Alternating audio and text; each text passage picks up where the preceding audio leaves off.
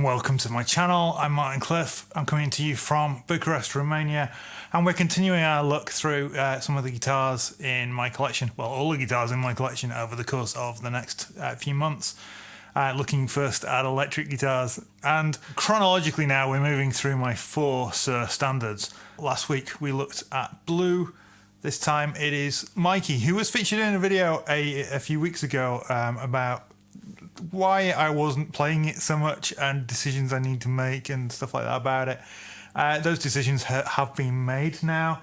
What I've decided to do is put heavier strings on, but not as heavy as maybe I was going to do, and tune it down. So I've got 11 to 56 D'Addario NOI XL strings on here, tuned down to C standard. What is the guitar? What makes this guitar special? Well, this was one of the early Suhr Standard Pros. In around about 2014, 2015, they transitioned from the Pro series, the S3s, S4s, to just this Standard Pro. And a little bit later on, as we get to next week, we'll see that they added some extra features to it. But this is basically just an S4 with a different designation. This is trans black, which is a colour that, again, you don't see too often. You see trans charcoal and various bursts and all that kind of thing. But the trans black, light blues, trans blue finish, they're colours that didn't pass through into the Standard Pros and certainly into the Standard Pluses for very long. This guitar has a Thornbucker Plus bridge pickup in and a SSV neck pickup. Tone control's disconnected. It's got a 5-way switch. Electronically, it's, other than the pickups, it's essentially the same as the guitar last week. I've done the same changes. I've got hip shot pearloid buttons on the tuners, strap locks because they're cool, and super secure. I'm considering at some point, and this would be a slightly scary DIY prospect, but I did see someone do it on a video, recessing these locks heads into the guitar slightly. It would need some precision drilling.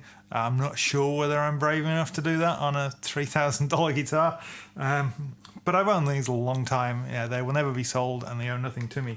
It's the lightest of my Suhr Standards by, I think, like 0.2 of a pound or something like that. There's not a huge difference in it, but it is a little bit lighter, so a little bit more comfortable to play long term.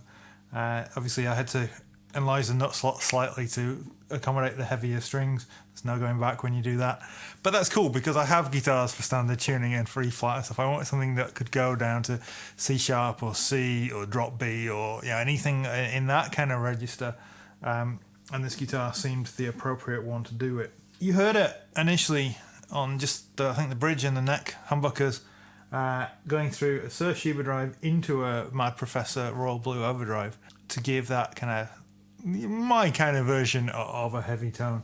If I take off the Royal Blue overdrive, so you just hear the kind of standard rock and roll kind of tone.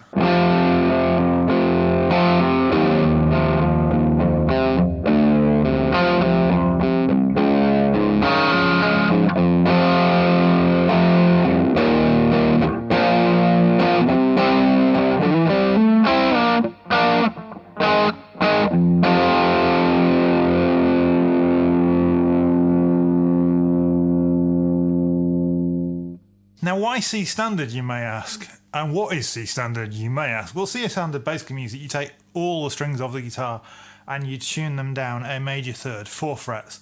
So rather than it being E, A, D, G, B, E, it is C, F, B flat or A sharp if your tuner just only displays sharps like mine does, E flat or D sharp, B string becomes a G, and then the high E string becomes a C. So all of the standard shapes and patterns that you know still apply, which to me is much easier than going to like a 7-string or a baritone or well, not a baritone because that's the same kind of idea, just tuned down a little bit lower still. And the reason I specifically went for C standard is because I envisaged this accompanying my guitar that is in E flat. I play a lot of stuff that is more kind of not folky per se, but with chords rather than just chugging and bar chords and stuff. But yeah, I'm not really a metal guy, and that basically enables me to play stuff in G on this and in E on the in E flat tuning, and everything will be in E flat, which is really, really handy just to get different tones. If you pan the guitars hard left and hard right and play different inversions of the same chords, that can give a really kind of warm, rich effect.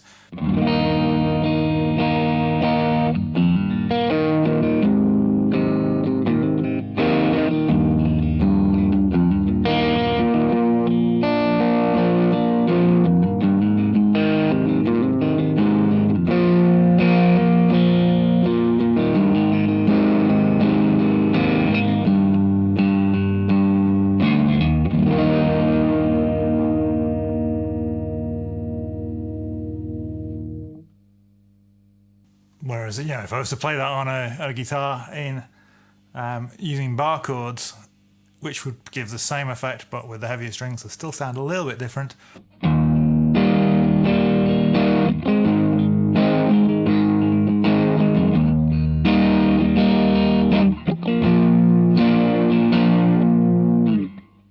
It just gives a different feel, a different vibe, enables you to play stuff slightly differently, add a bit of more interest and variation in your playing. It just gives me the flexibility. The string gauge, the 11 to 56, works really well. It was a set of strings that I had, and I don't know why I had them. I must have bought them by mistake at some point, but I tried it and it seems to work.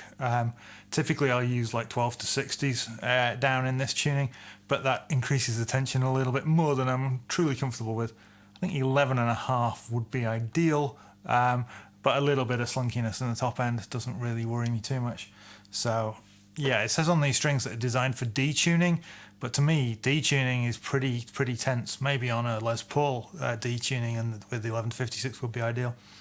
But on a Strat scale length, I definitely prefer something a little bit lower, a little bit less tension. So let's just go to a clean tone briefly.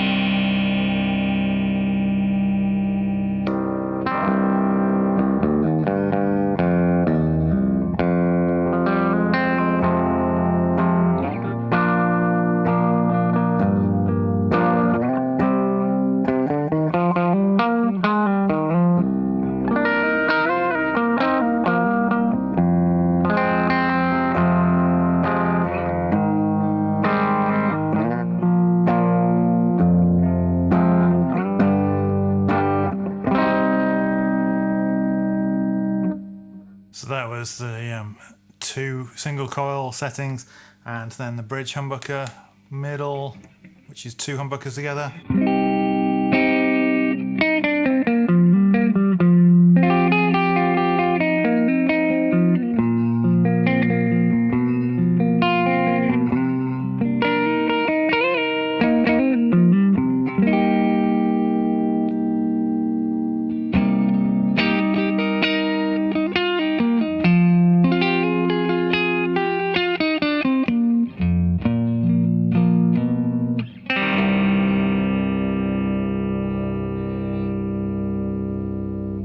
Two humbuckers together, and then neck single coil, and finally neck humbucker.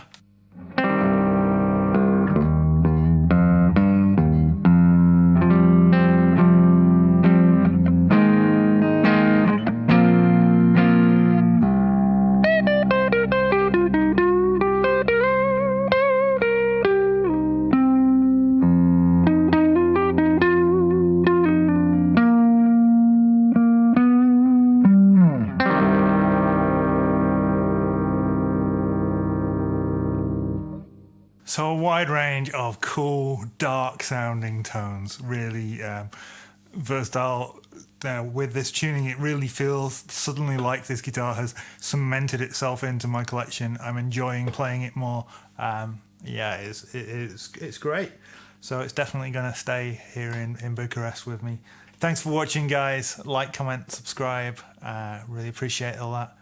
Take care. I'll see you soon.